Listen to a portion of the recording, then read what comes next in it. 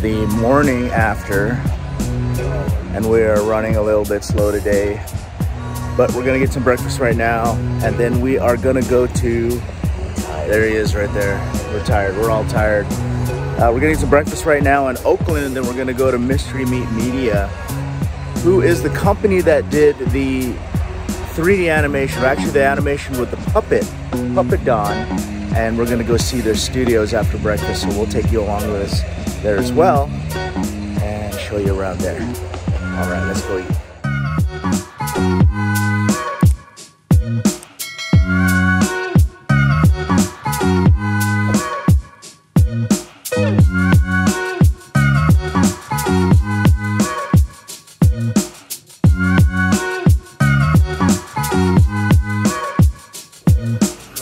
Used to be a Chinese restaurant.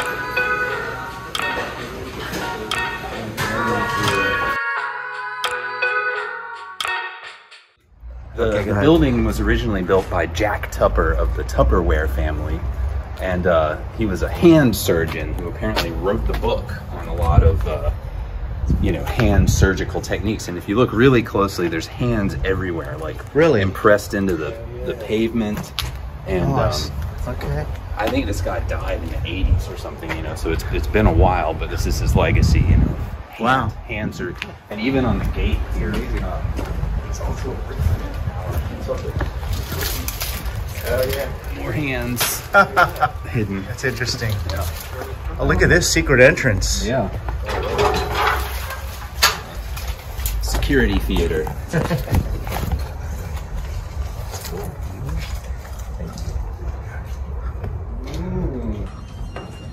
Okay.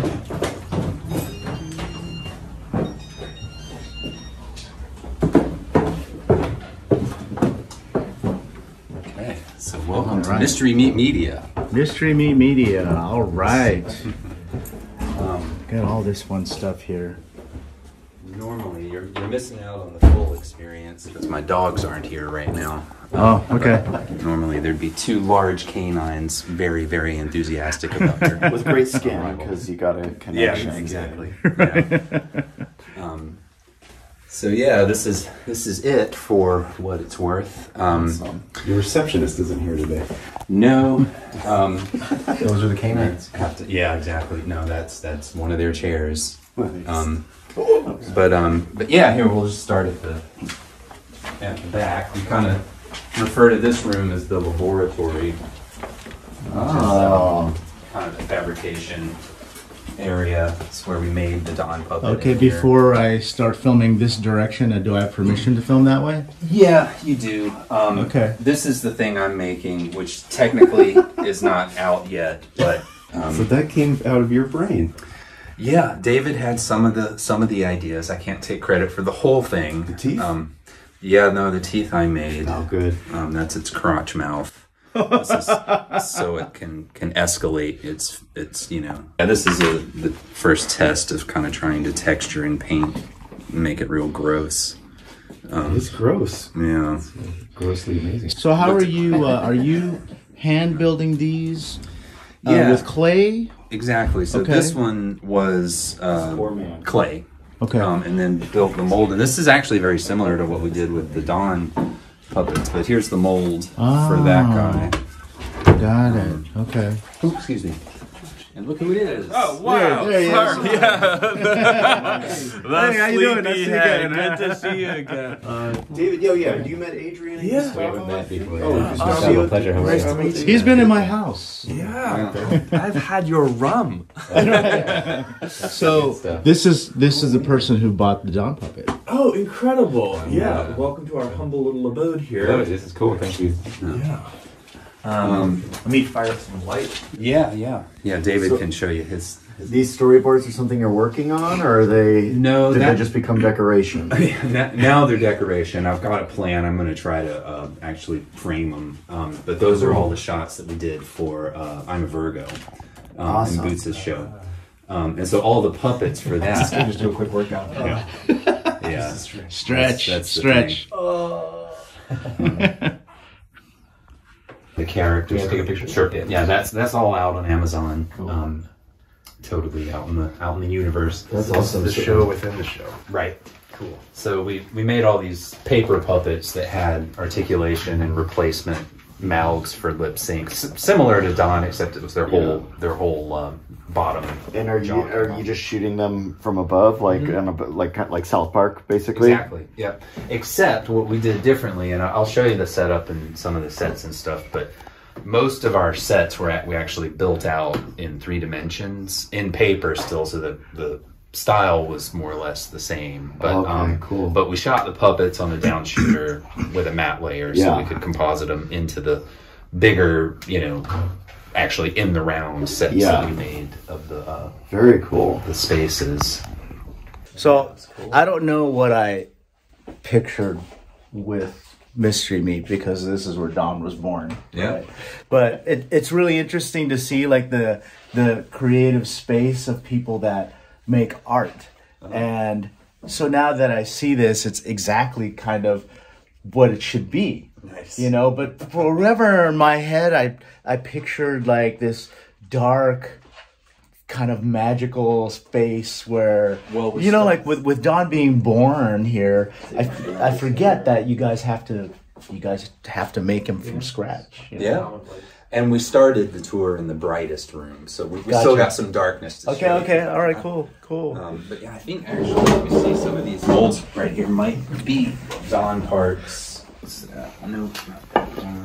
Alex was saying in the car that he thought you shipped them all to us, but maybe not. Or maybe you just shipped the original sculpt from Kevin to us. Yeah, yes, I did give you that back. Yeah. I know I didn't send the molds just because they would have been so Super heavy. heavy. Oh, yeah. But I obviously put them somewhere else that was better than right there. And shipping molds can be tricky. I've had plaster molds shipped to me that arrived in 100 pieces. So. But yeah, so this is fabrication. This right here is the Frank Zappa Memorial Bathroom. Should you relieve yourself? This is great. All right, where's the light switch? Here you go. Straight ahead above the sink. Right here. Okay. The Frank Zappa Memorial Bathroom. What? It's all Frank Zappa themed in here. That's great. We're adding to both. So you can see we still have all the parking tickets and Virgo stuff. This is another one of the characters that David animated in the show. It turned out really great. He's a delivery guy who's holding his lungs. And Joel Edgerton was the voice actor. Oh, yeah. But yeah, his really, really great performance with that guy. If you see the show, and in this room we kind of refer to as Saturn because it's not the biggest, but it's the second biggest. And right now it's just kind of a jumble of fabrication and New Falcon box. yeah. Here's It's a peacock chair. Yeah. And there's the actual Millennium Falcon in the corner. Nice. From the 80s. Yeah, that's the 80s one. And we've got this little, since this used to be a medical facility, and we've got this crazy little gurney access closet where we're pretty much just stashing wood and cardboard and a bunch of these are the sets I was talking about that we built for Boose's show. Oh, cool. That were built out in 3 dimensions. We had like a full little town set up, but kind of trying to maintain that same sort of Simpsons-y-esque design. We also did a sequence in that show involving these guys, which was a bit more traditional, 3-dimensional stop motion. It came out really well in the show. I'm trying to get stuff. Yeah, so Max, that would be of interest to you. This is an actual stop motion crane setup. Yeah. So here's the front end of it. This came from, it's like one of these Bay Area legacy things where I think they used it on the Mouse and the Motorcycle or something like that back in the 80s.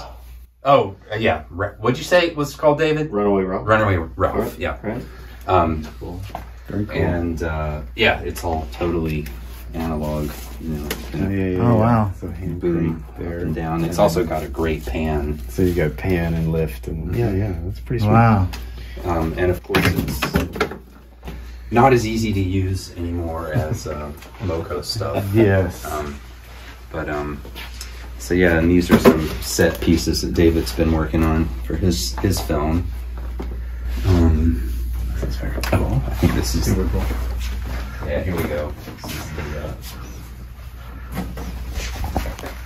the Donn Beach leftover. Oh, the pile of limbs. Oh, there you go. Donn parts. Donn parts just strewn asunder.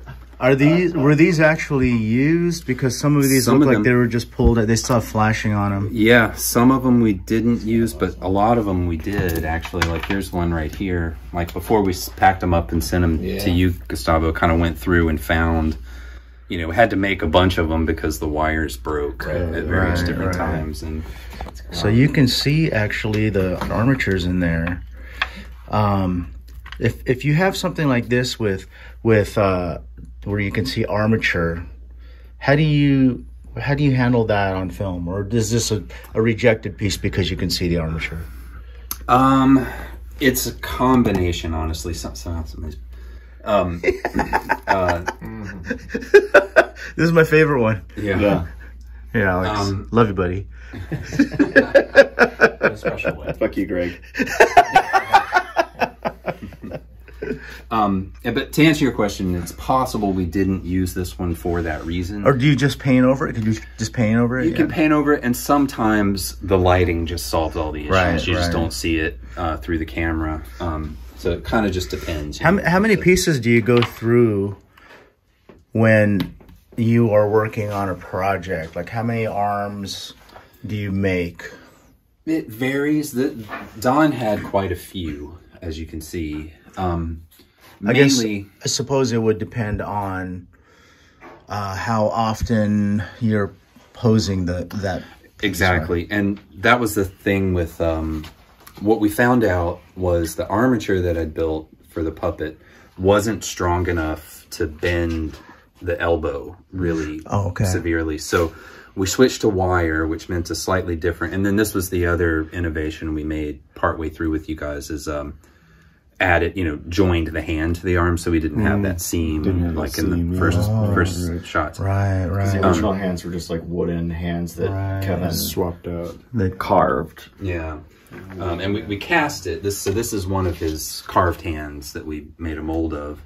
But we switched to wire so that we could get more extreme bends out of the elbow. But it also meant that the wrists were going to be weaker. Yeah. And so doing all of the swishing around with the glass and gesticulation with the cigar, his wrist just didn't last very long. So this was a puppet where we needed a bunch of arms just to accommodate that. That's awesome. Because you only get so many bends out of a piece of wire. Yeah, that's it. So what happens to these pieces? Do you just end up throwing them out? I mean, you asked earlier about being in love with puppets, how your connection with the puppets. It is something that it goes into like the archives. Well, what you might consider the archive. I'm honestly thinking about reusing them. Oh, got it. Okay. So you reuse pieces from one project to the next. Well, I mean, we have to be a little careful about, we don't want anybody to say, hey, that's the Donn of Tiki's arms, in a totally different context. So it's not, we don't reuse them in a way that suggests what they came from. So I would disguise them really heavily if I did reuse them. Cool. Okay. But it's also a nice pile of arms. Well, it looks cool, but what would be awesome is if I could have one in my bar. Take one. Oh, awesome. You take your pick, man. That was the most smooth. Yeah. If you want to even take a pair, pick a match. Okay. Well, so the reason why I would like that is it'd be a great piece of memorabilia if people come to the bar and I could say, that's one of Donn's arms from the movie. Yeah. So yeah. Okay, so I'll take one. Yeah. The waves. Oh the yeah, waves. it works. Totally move it a little bit. Yeah, that's cool. Turn the little thing. There's your closing shot, Adrian. What's that? The waves. Show me the waves. Oh yeah. Yeah. Work it, Alex. We always say it's not the size of the waves that matters, the motion of the ocean. And Alex has the motion of the ocean right there. And this one is totally, that is, one's virgin. I don't think we actually used this one. Okay. But it's also completely posable. But that's definitely one from the film. That's one from the, well, this one, we maybe didn't use this one. That's cool. Can I take this guy then? Sure. If this was used? All right. And that's, so that's his left. I'm His just left. trying to find you a matching set. Oh yeah, see, these were the arms that had the replaceable. I had the hands. I don't need a matching set. I could just take this guy. Okay. Yeah, thank you. All these parts. Gotta figure out like a display or something. What are you working on, David? So this is a little film I'm making called Decapitation Vacation, about the perils of corporate salvation. So this is a little head pod after this guy has agreed to join a virtual reality community where you can abandon your body, elevate yourself beyond the perils of having a body, breathing, eating, pooping, drinking, peeing. It's all just so tiring, you know? All right. So cut your head off, come to the bottom of the ocean, and live in the body of your dreams. So is this what the set looked like for Donn? Like what you got set up in here? This is the room we animated him in. This is a little bit more fantastical lighting. Okay. I think we had, it was actually Max working with Ree over the camera, like actually positioning the lights, getting that sort of documentary flavor where we could match Donn to all of the interviews that you guys did. And so there was, I think, a couple of rim lights and a couple of fills, not so much this like blue orange lighting thing that we have going on here. But this is a little room we call Pluto, just because it's the coldest and the smallest. I love that you guys name your rooms. Yeah. So we were in Saturn. Saturn. Yeah, We were we in just Saturn. came from Saturn, and so we've got all of our This is awesome. like And actually, light stands and the back wall here, we painted white for shooting the Donn of Tiki shots, because we shot everything with a front light, back light, matte layer. So does that happen a lot? Do you guys paint the rooms to match what you're trying to do? Yes, is the idea. You know, we don't. Our landlord doesn't know yet, but Of course, well, They love... yeah, they not that it really, not that matters. This is what you do, Yeah. you know. And in the end, if you ever have to return this building back to them, you just restore it to right. Right. It's So, just, we just yeah, painted it white, not. I mean, I'd really love to paint all the rooms black, but that's a big undertaking. Yeah, a lot more to paint over when we have to return it. Right, I love it. I love it. Okay, so I know you guys have not heard the episode yet that we recorded with our friend David here, which you were so kind enough to come to the Desert Oasis room and sit with us for a cocktail or two and talk about the process behind the Donn puppet. So such a treat to be here at Mystery Meat and see the magic behind all the work and everything that you guys saw in the film.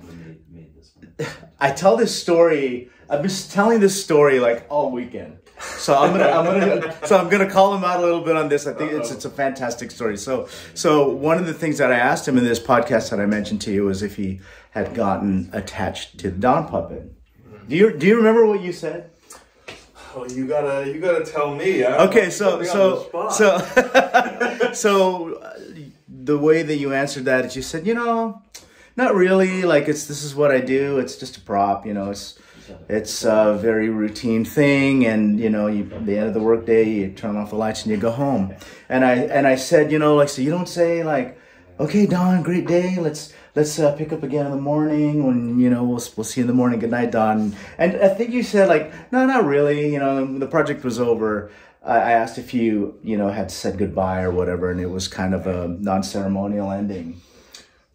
And so this is the funny part. This is the part where I'm going to call him out. So as we were... This isn't the call out yet? This is the part where I'm going to call out.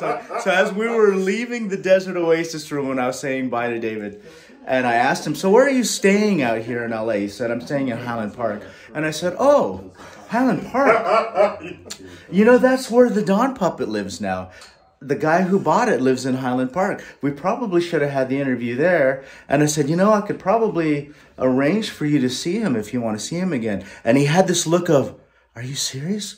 Really? Could I say hi to him again? And I thought, oh, I thought this was routine. I thought he was just a prop. So yeah, I thought it was a really funny answer. Yeah, or reaction, I should say, to his answer. I'm trying to be a professional. Have some distance with my clients. But well, you know what? I always say that if I work intimately with something, especially a character, it would be hard for me to not get attached. Especially something like Donn, that's an animate, like you created, you brought him to life. Yeah. You know, as an animated character. So I'm somebody that would be like, hey, thanks for the hard work today, Donn. We'll see you in the morning. And then when he walked out the door, I would have been probably a little bit more emotional. But, you know, I'm a little bit more of a sensitive guy. So. Maybe you're catching me at a more sentimental moment right now. Okay. But they're, you know, seeing like this forest of sea stands, I call it like the cable swamp, all of this stuff you have to negotiate while shooting. There's a dance that occurs where you go in to move your puppet and you extract yourself, and it does become this dance. Yeah. And I feel like you can't have a physical relationship with anything. Sure. Somebody or something without then having an emotional relationship with it. Yeah. And so it's like we were dancing with Donn a little bit. Yeah. I think Erica was his main dance partner. Oh, okay. You know, well, so step in on that. So the next time you are in LA, so he just met Gustavo, who owns the Donn puppet now, and the next time you're in LA, we're gonna have to have a reunion. Set you up to come down there, say hi to Donn again. Maybe we'll have a drink with him. Yeah, you've just been seeing the ghosts we have of him littered around the studio. I love it. So abattoir of arms and heads. Arms from the Donn of Tiki, the Donn puppet, and I smoothly asked Ree if I could take these home as a souvenir. Yeah, everyone's asking for toys and new casts. We were talking about that at breakfast. A lot of people want to see him in toy form, so you know, we'll see. But you guys did an excellent job on the movie. Thank you. Now I just asked you about your attachment to the Donn puppet. How hard is it to dispose of some of this stuff after the project is over? Because you only have so much space to keep stuff, right? And I mean, this project we're working on right now, where they're like, we want to, you know, it's our films that we're getting to make. And it's low budget and it's a fast turnaround time. Yeah. So it's like, well, now I finally get to use all of these things I've been hanging on to for years. It's validation. Right. Oh, like I can use this donkey body from 12 years ago. Oh, let's finally grow these crystals or all of these things. And so, you know, if God, this is like playtime every day, huh? It really is. That's awesome. If Donn was here today, I would be using him in another film. Yeah, we would repurpose him. He'd be in the background. You know, there's little things that we all have sentimental connections to. There's I love that spool of string that I've used in every single project. It's funny is like, you know, we have a lot of artist friends, and some of them will say, you know, I can always make another one, so they don't get attached to their work. And they sell it and they say, you know, that's how I make my living, got to sell it, go move on to the next one, right? I can always make another one for myself. But then I also have friends that get attached to their work and they don't want to sell it. And they have a lot of stuff that they've made over the years. But, you know, you get to this point where you start running out of room. But, and then there's these big purges, and it's tragic. Yeah, you know, and like that's tough. Yeah, right. I mean, I feel like some people get a lot of catharsis out of it. Yeah, but with stop motion, we give them the film. Yeah. Rarely do we have to give away the puppets. Yeah. So Donn was one of these. Donn was the exception. Like, you know, and the thing about the Donn puppet is like, man, everybody's in love with that puppet. I think everybody that's seen this film would be honored to have that puppet in their home bar. Yeah. Right? I mean, I know I would. So, like, our friend Gustavo, who's got it now in his home bar, he's proudly displayed it. I mentioned this to you when you were at my place. that he's had other accessories made for it. He had a bar made for it. And he had, you know, he's had other things done, right? A little sign. He built an A-frame. So Dante's under this A-frame and he's in a special place in his bar. And everybody that visits the bar really enjoys seeing him. Now we just need to build him a little treehouse. Oh, you know what? That would be epic. That would be epic. We gotta go tell that to Gustavo. Right? He's gonna dig that. A little bit of the international market. Right. What do you think, Max? What a treat is it to be in here, right? Yeah, it's great. I love this. God, like, look at this. So here's another set on some project, I guess, that they're working on at the moment. And this is the film with the hand monster. oh, the film with the hand monster that you guys saw earlier in this video. So look at this. Look at how this is all set up. And then you can see the video here. And I'm just gonna wander around a little bit here. Yeah. And then is this just a staging table? No. Or is this also a set? It's a set. So this is still kind of an experimental undertaking here. But the idea is if you look at the image on the TV back behind the set, that's an image of this set that I built first and shot this to kind of make the background. Oh, got it. Okay, so this is that back there. Got it. Wow. And we're trying to figure out what we can accomplish in terms of scale differences, you know, like build a smaller set and blow it up and not have to take up quite so much room to do a full build out, you know. It's like you guys, I was saying this to David earlier, it's like you guys are like just get to play every day.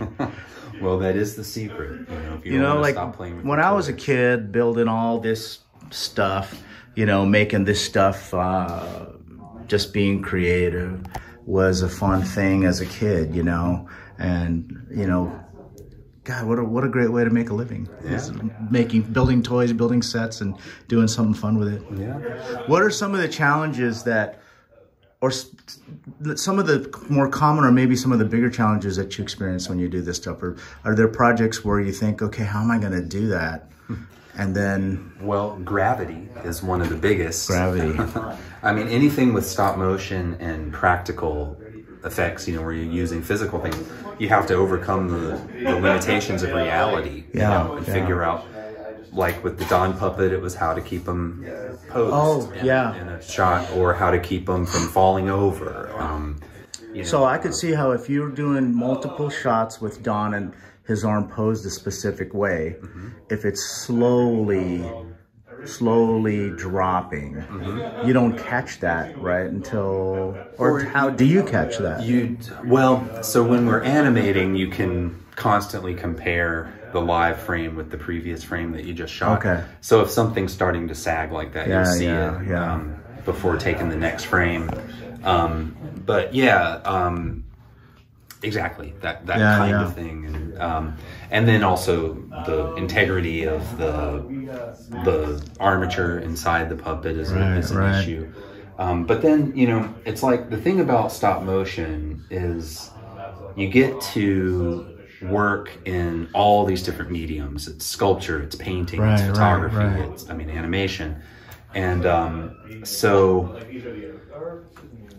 balancing all of those things is also a challenge with doing practical stop motion setups, because you have to know a little bit about everything in order to coordinate all the parts. But it also is what makes it satisfying. And furthermore, with practical stuff, it's not like a computer where literally anything you can think of you can do with enough time and work. We're limited from the get-go, you know, and you have to kind of make choices about how you're going to deal with it. And usually they're creative. That's what makes them better. So what's the name of this room? This is Jupiter. This is Jupiter. Okay. It's the biggest, okay. So another workspace here. Wow, love it. Love it, I love it. Working a little bit on our own branding. This is a Mystery Media asteroid that crashed into the planet 65 million years ago, ending the dinosaurs, as it were. Love it. Where the action is. This is this little other film here was kind of based on these crazy naked silicone figures you can get from China and Japan that, you know, first of all, they're ridiculously muscled and sexualized. Right. But for not a lot of money, they come with actually really serviceable stop motion ball and socket armatures and pretty posable. Save you a lot of time and effort, right? Yeah, yeah. So these are the teenagers that are trying to make out in the classic car when they get attacked by the monsters. Right, yeah. Yeah, pretty cool. Wow. A down shooter stage that we built, which we used, we built it for Boots' show, I'm a Virgo. Okay. So how does this work? So does it go, is this a mirror? No, but it's white card underneath, which we can also shine light on. Okay. So you can backlight. Exactly. Okay. And then you get your camera facing down. Yeah. And these were all flat, you know, paper cutout. But we can also use it to shoot elements and Got things it. like that. So you do like a paper cutouts on here. Okay. Yeah. Love it. Yeah. We had 3 of these up and running when we were actually making I'm a Virgo. Okay. And then how often is all of this assembled and disassembled? We've actually kept this little setup here going for almost 2 years. Actually, incidentally, before we built this table, this is where we had the first shot set up for Donn. For Donn. So Donn was in this corner back here. Yeah. And then when we got started on Virgo, we had to kind of segregate it. And, like I said, we had 3 down shooters built, but this is the only one that we've kind of kept set up for the last 2 years, just because it's useful. We find stuff to do with it pretty frequently. Wow. We may end up needing to reappropriate it for another upcoming show, but for now we both have some ideas for elements that we'll want to shoot on this thing. Yeah, pretty cool. Yeah, pretty cool. Hard work in the movie. Everything came out great. I don't know if I said it appropriately last night, but it was really beautiful. I loved how the color came out like the tapestry of a Hawaiian shirt or something. Like it was really vibrant and gorgeous like that. And that's Max. Yeah, mostly. Yeah. Well, I mean, I've told you guys before, but every time we show somebody the film, they're like, the animation is amazing. How did you guys do that? The stop motion is so awesome. So cool. Yeah, no, I was really, it warmed my heart when everybody laughed at his little, you know, idiosyncrasies last night. It was great to just experience that much interaction. So I think people got really sad when he was sitting there thinking about the war. Yeah. I heard people like, "Aw." Yeah. I mean, the energy of the crowd in that room was so cool. It was a great audience. The last time I felt things like that was for like the Sorry to Bother You premiere in Oakland when everyone was going apeshit together and they just like freaking go off. It's really cool. It was fun. Totally. Well, before we leave, can we get a group photo? Oh, sure. Yeah. All right, so we're going to wrap this episode of Inside the Desert Oasis Room, and I hope you guys enjoyed the little experience we had with the screening at the Roxy Theater up here in San Francisco, and our impromptu tour of Mystery Meat Media. So follow those guys at Mystery Meat. We'll put the link right here. And as you want to see what they're doing with their future projects. All right, we're going to wrap this one up, guys. Bye. We'll see you next time. Cheers and aloha.